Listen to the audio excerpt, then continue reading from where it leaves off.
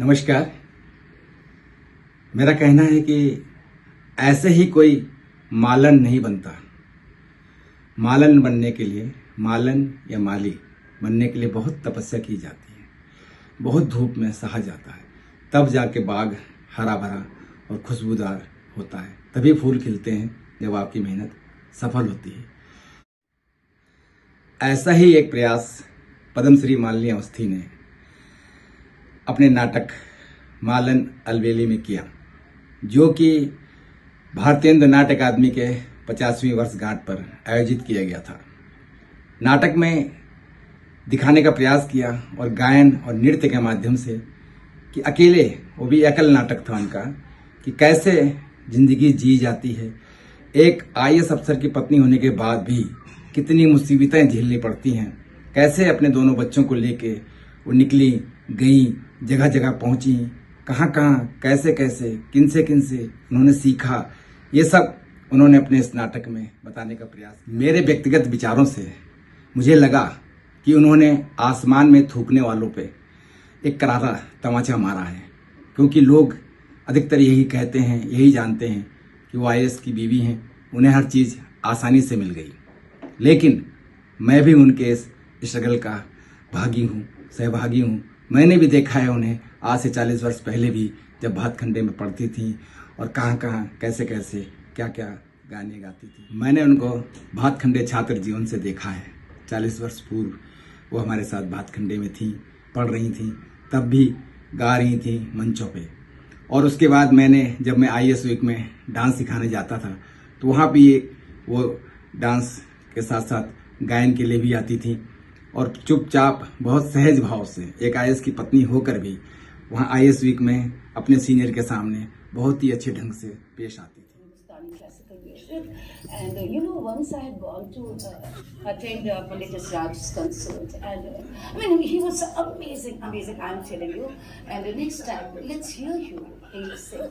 So, Amish, when are you allowing us to listen to your beautiful voice, some folk songs?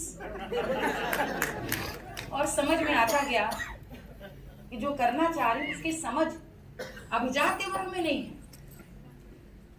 और मेरी तो ये त्रासदी रही भैया, क्या क्लासिकल म्यूजिक वालों को लगता रहा कि ये फोक गाती हैं, फोक वालों को लगता रहा क्लासिकल गाती हैं, अवधी वालों को लगता है भोजपुरी गाती हैं, भोजपुरी वालों को लगता है नहीं वो अवधी वाली है। लोक कलाकारों को लगता है अरे पढ़ी लिखी साहब की आईएएस अफसर की पत्नी होगा लोक कलाकार। और जो मुझे सुन रहा था, शहर के लोग कहते थे कि this is not your standard, I don't think you should be doing this, this is not for you. तो मैं तो हमेशा सोचती हूँ कि जीवन के रास्ते उसी के लिए खुलते हैं जो नवाचार करता है, उसी के लिए खुलते हैं जो इत्मीनान रखकर आगे का रास्ता करता है। लेकिन उतनी समझ उस समय नहीं थी और मैं सुख के सागर में ऐसी खोई को देखा नहीं, बस किताबें पढ़ती, रेडियो सुनती, यही दोनों मेरे साथी, बच्चे पालती, हम दोनों की चकवा चकवी जैसा प्रेम। आपको पता ना, चकवा चकवी शाम होने का इंतजार करते हो, जैसी रात आती फिर भटक जाते, मिल नहीं पाते। आज जिन्होंने काम करते हुए देखा है, दरअसल उन्होंने जवानी में अवनीश को काम करते हुए देखा था। ये जब आते थे तब हमारी सुबह होती थी, ये जब आते थे वो हमारे लिए ईद का चांद होते थे। और ऐसे सुख के सागर में, प्रेम में डूबे हुए बहुत समय बीत गया। एक दिन अचानक मेरी बहन आई और उसने मुझसे कहा, जौनपुर में कुछ सुनाओ शालू। मैंने कहा मैं सुनाऊं? मुझे लगा ये किसी ने क्या कह दिया, वो रास्ता तुम्हें पता। मैंने कहा मैं कुछ नहीं सुना सकती। अरे कुछ तो सुनाओ। मैं उठी और मैंने कानपुरे की धूल साफ की और उसको लेकर के मैंने गाना शुरू किया। नहीं जानती राग भटियार की ये बंदिश क्यों चुनी उस समय।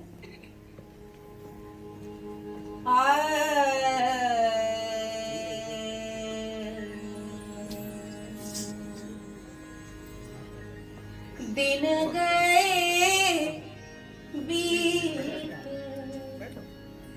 सुख के पड़ गई लेकिन स्मृति की मना पटल पे अब कवन मुका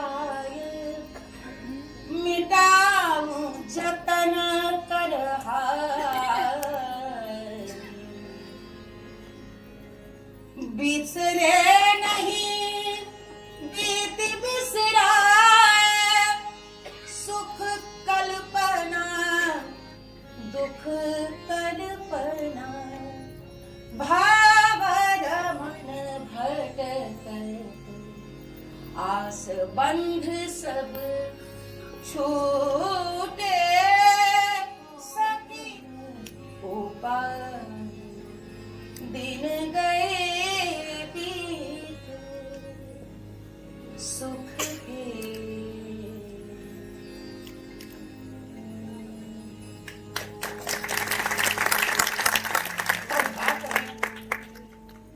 फपक फपक के रोने लगा। नहीं जानती उन दोनों आंसुओं से क्या निकला। मैं खुश बहुत थी, इतनी सुखी थी कि मेरे जैसी भाग्यवान कितनी औरतें होंगी।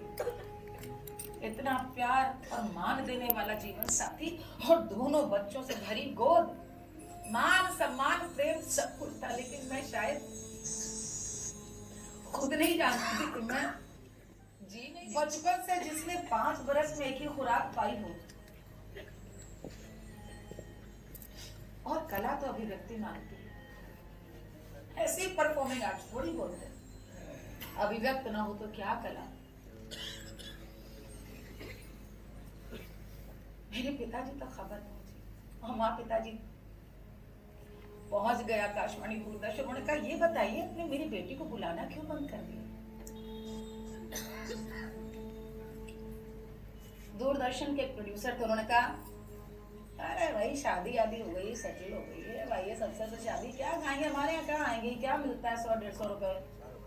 मेरे पिताजी ने कहा बात पैसे की नहीं, उसको आप बुलाएं अगली कॉन्सर्ट में, वो गाएंगी, आप बुलाइए वो आएगी।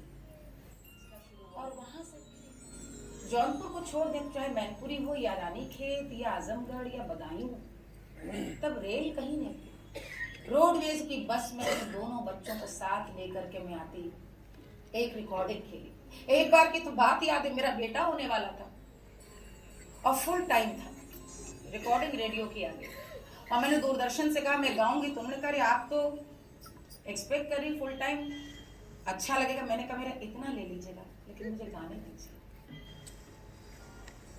कैसे कैसे वो सफर बीता और फिर हम लखनऊ आ गए और मैंने तय किया कि सब कुछ एक बार फिर से मिटा देना, मुझे वही बन जाना कि मैं छोटी सी न मानूंगी न मानूंगी न मानूंगी मानूंगी मानूंगी न मानूंगी न मानूंगी न मानूंगी।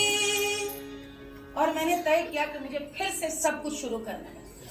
आप जानते हैं मैं गई सारे ऑफिसर्स, इलाहाबाद चली गई, यही जो अतुल द्विवेदी जी आपके तब नए ऑफिसर थे, पूछिएगा। और मैंने कहा मैं मालिनी अवस्थी हूँ। हाँ हाँ आपको कौन, मैं गाऊंगी, मुझे कहीं मौका दे दें। देखिए मैडम आपको हम लोग क्या पेमेंट छोड़ दीजिए, हमें बस बुलाइए।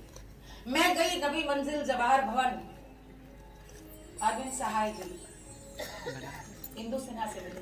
मैंने कहा आपने मुझे लखनऊ महोत्सव वगैरह में तब गवाया, आपने मुझे बुलाना क्यों छोड़ दिया। अरे Malini, we really thought maybe your husband will not appreciate that you will sing. आप गाना चाहती हैं, हम जरूर बुलाएंगे। मैं आकाशवाणी गई, तब तक मैं बी हाई ग्रेड हो चुकी थी। मैंने कहा मुझे ए ग्रेड का फॉर्म भरना और मुझे केवल जी से कहा मुझे कोरस में रख लीजिए, मैं कोरस गाऊंगी। रीना टंडन जी मैं उनके संग गाऊंगी, श्रीकांत वैष्णवी मैं उनके संग गाऊंगी, मुझे कोरस में रख लीजिए। लेकिन